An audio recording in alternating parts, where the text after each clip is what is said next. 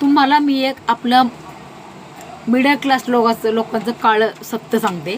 कारण की जे हाय लेवलचे लोक आहेत त्यांना काहीही रिस्क घ्यायला कधी ते घाबरत नाहीत. कारण का त्यांच्याकडं गमवायला भरपूर असतं, बरं कमवण्याची तेवढी त्यांची कॅपॅसिटी पण असते. आणि जे लो लेवलचे लोक आहेत त्यांच्याकडं पण रिस्क घेण्याची ताकद असते, कॅपॅसिटी असते, परंतु त्यांना माहीत असतं की आपल्याकडं गमावण्यासारखं काहीच नाही आहे. त्याच्यामुळे आपण रिस्क घेतली तरी आणि नाही घेतली तरी आपलं कल्याणच होणार आहे. परंतु आपल्यासारख्या मिडल क्लास लोकांचं असं नाही आहे. कारण आपल्याकडे गमावण्यासारखं भरपूर असतं, वर कमावण्यासारखं काहीच नसतं. बरोबर आहे ना? म्हणून आपले मिडल क्लास लोक कधीच रिस्क घेत नाहीत.